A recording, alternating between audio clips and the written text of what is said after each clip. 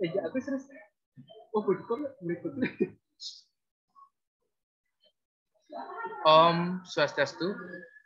Kami dari kelompok 7 mempresentasikan sistem informasi tentang LMS model. Next slide.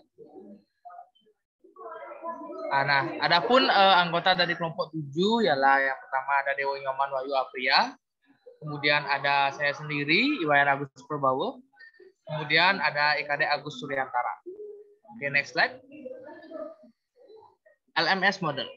Nah, model adalah singkatan dari Object Oriented Dynamic Learning Environment. Itu singkatan dari model. Adalah sebuah platform digital yang digunakan untuk menunjang sistem manajemen pembelajaran secara online dengan menggunakan perangkat komputer. Nah, jadi apabila Anda ingin menciptakan sebuah aplikasi pembelajaran seperti e-learning contohnya, maka Anda dapat menggunakan model sebagai alternatif pilihan terbaik. Nah, mungkin bisa langsung next slide ke fungsinya. Adapun fungsi dan tujuan utama dari pengembangan platform ini adalah untuk memudahkan dalam membuat tampilan sistem aplikasi manajemen pembelajaran online yang berbasis web. Selain itu, juga berguna untuk model pembelajaran jarak jauh maupun daring yang dapat diakses oleh guru, murid, dan seluruh pemangku kepentingan dalam proses pendidikan. Next slide. Nah, adapun fitur-fitur yang terdapat dalam model ini sangat banyak. Yang pertama itu ada yang namanya personalized dashboard. Fitur yang pertama merupakan dashboard dari model yang tampak intuitif dan telah terintegrasi dengan baik. Dalam menu beranda atau halaman utama tersebut telah tersedia banyak sekali informasi penting yang meliputi daftar khusus, kalender kegiatan, pengumuman umum, hingga list pengguna aktif dan sedang online. Nah, langsung yang kedua itu ada progress tracking. Fitur yang kedua ini berfungsi untuk mengawasi dan memberikan hasil evaluasi terhadap setiap aktivitas pembelajaran yang dilakukan. Oke, yang ketiga itu ada yang namanya file management.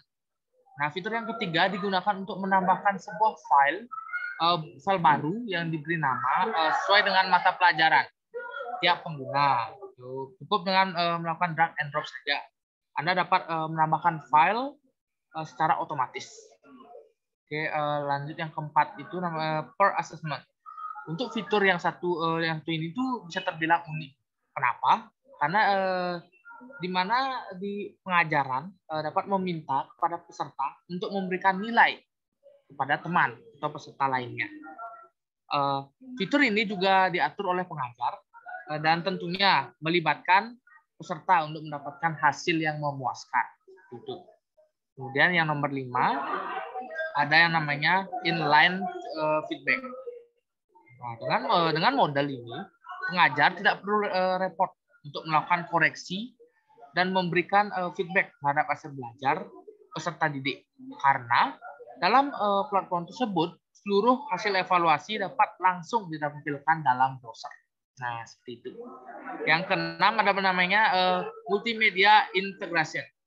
Nah, dan fitur yang terakhir adalah adalah fitur yang cukup unik karena model ini sudah terintegrasi dengan berbagai jenis tipe media dengan format yang mendukung, sehingga pengalaman dalam mengikuti segala kegiatan pembelajaran cenderung nyaman dan menarik. Nah, seperti itu.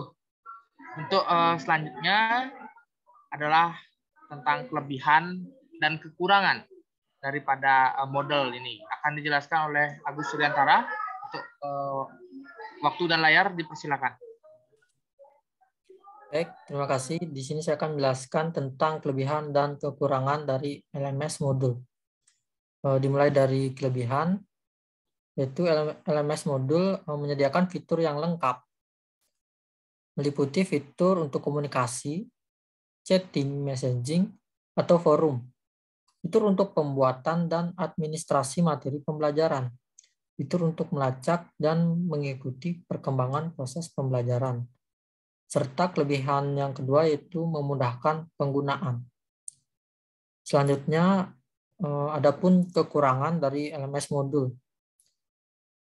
yaitu tidak terlalu mendukung terhadap web browser yang ada, sekalipun dapat diperbaharui dengan cara mendownload aplikasi modul yang terbaru. Yang kedua, pada pilihan bahasa masih ada beberapa bagian dalam e-learning yang tidak dapat diubah. Baik, terima kasih. Untuk selanjutnya, cara install dan penggunaan sistem akan dijelaskan oleh rekan saya. Waktu dan tempat dipersilakan.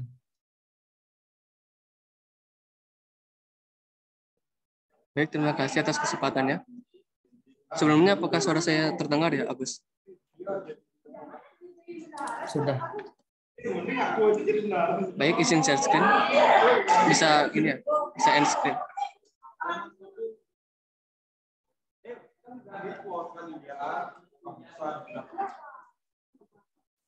Baik, apakah sudah terlihat? Jadi yang pertama itu cara menginstal atau mendownload Moodle atau LMS, Learning Management System dari Moodle. Yang pertama kita mengunjungi situs atau tempat atau web dari download Moodle ini yang alamatnya itu https://download.moodle.org. Kemudian kita klik tab download ini, kemudian kita klik Moodle 4.0.1 karena rilis terbarunya itu Moodle versi 4.1. Kemudian jika sudah terdownload, kita cari di file. Karena di sini saya sebelumnya sudah mendownload, jadi filenya sudah ada. Kemudian file ini kita ekstrak dan kita pindahkan ke halaman localhost kita atau exampp di halaman htdocs agar nanti bisa dibuka di browser. Jadi di sini saya namakan untuk sementara itu Dewa Moodle. Kemudian kita cari di browser dengan mengketik http://localhost dengan nama file yang tadi kita sudah namakan. Jadi di sini saya namakan Dewa Moodle, saya isi dengan Dewa Moodle. Jika sudah, biasanya kita akan masuk ke halaman login. Karena di sini saya sudah login sebelumnya, jadi saya sudah masuk ke halaman dashboard. Jadi saya login sebagai user. Maksudnya sebagai admin, mohon maaf. Di halaman dashboard ini terdapat tab navigation, tab administration, tab adblock. Terus di sini juga ada di taskbar yaitu ada admin user. Terus di sini ada pengaturan-pengaturan seperti profile, grades, calendar, private file, report, preference, switch role to, and logout. Jadi di sini kita akan bahas yang terlebih dahulu yaitu navigation. Di tab navigation ini ada dashboard. Jika kita klik, maka dia akan menampilkan halaman dashboard. Di halaman dashboard ini, di sini ada timeline. Timeline itu untuk pengingat kita sebagai admin atau sebagai user bahwa dalam jangka beberapa hari atau jangka beberapa bulan akan ada deadline dari tugas yang kita berikan atau deadline dari tugas yang guru berikan kepada kita sebagai mahasiswa. Kemudian di sini ada kalender. Kalender di sini juga bisa kita gunakan untuk mengingatkan kita bahwa pada tanggal tersebut atau pada tanggal berapapun ada tugas yang harus kita kerjakan. Kemudian setelah dashboard di sini ada set home. Jika kita klik, maka akan menuju ke halaman ini, yaitu halaman kita sebagai admin atau sebagai dosen ataupun guru untuk memberikan tugas atau membuat tugas atau asesmen kepada mahasiswa ataupun kepada murid atau siswa kita. Di sini kita klik add on activate or resource. Nah, jadi seperti yang tadi disebutkan bahwa fitur-fiturnya sudah lengkap, ada assessment, pick blue button, book, chat, search, database, dan lainnya. Jadi di sini kita coba buat untuk assessment. Jika kita klik assessment, maka akan menuju ke halaman ini. Di sini kita akan membuat sebuah tugas. Misalnya kita ilustrasikan, misalnya kita membuat tugas database.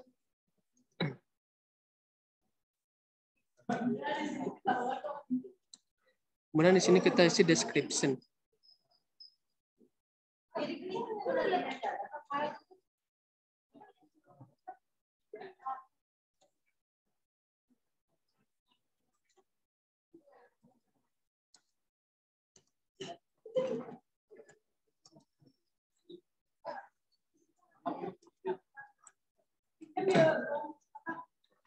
Jadi di sini juga ada fitur untuk mengatur heading dari tulisan. Terus di sini ada bold, kemudian ada garis miring. Di sini ada penomoran, terus ada aligns. Kemudian di sini ada link kalau kita mau menautkan sebuah link. Kemudian di sini ada picture, video untuk mengupload media-media dan lain sebagainya. Kemudian di sini ada tab availability. Availability ini untuk kita sebagai guru ataupun dosen untuk menentukan tanggal berapa dimulai dan tanggal berapa tenggat dari sebuah tugas tersebut. Kemudian ada submission tabs, lalu ada feedback tabs.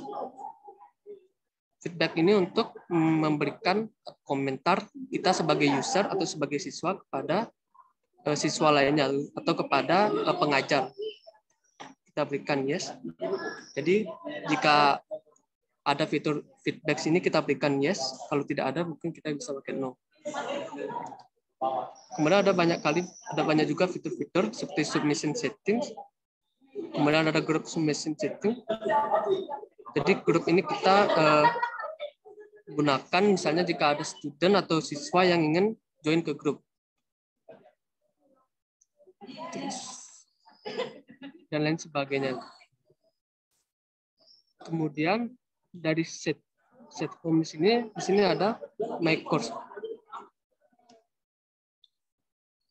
Jadi my course ini adalah kursus yang kita sebagai pengajar itu sudah membuat kursus-kursus sebelumnya. Seperti sebelumnya saya sudah membuat sistem informasi 2D tahun 2022.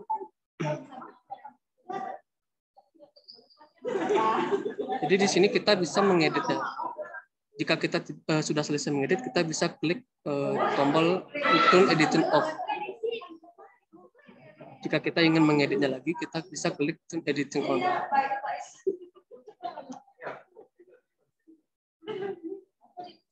Kemudian di tab administration, setelah tab navigation, sebenarnya kita kembali ke dashboard. Di sini di tab administration, ada notification, ada registration, ada model service, feedback setting, advanced feature, dan lain sebagainya. Yang paling penting kita ketahui sebagai pengguna Moodle yaitu untuk mengubah tema ataupun tampilan dari Moodle. Di sini kita bisa pakai appearance. Kita klik tema selector. Jadi sebelumnya saya sudah pernah mendownload tema. Jadi jika pengguna sudah mendownload tema, maka akan tampil di sini. Jika kita ingin mengubah tema, kita tinggal klik tema dan klik change style.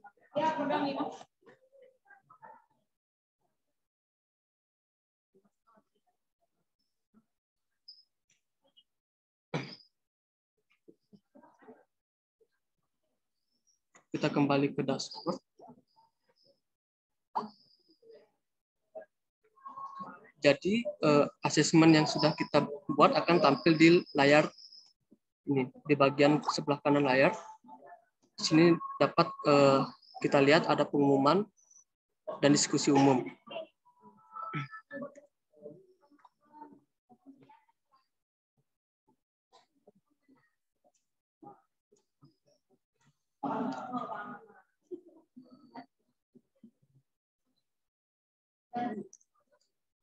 Lalu di atas sebelah kanan, di sini ada lonceng untuk mengingatkan notification.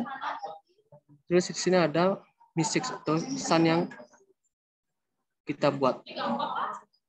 Di sini ada tampilan grup, Jika kita mengikuti grup akan terlihat di sini.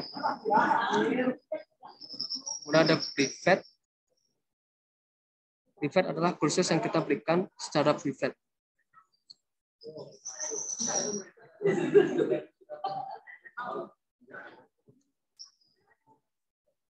Baiklah, sekian dari presentasi saya.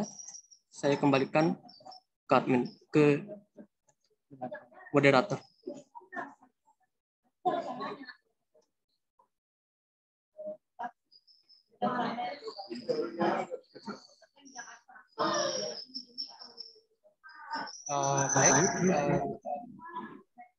Baik. Sekian dari presentasi kelompok kami. Jika ada salah kata, kami mohon maaf. Sekian singkatnya saya akhiri dengan Param Santi.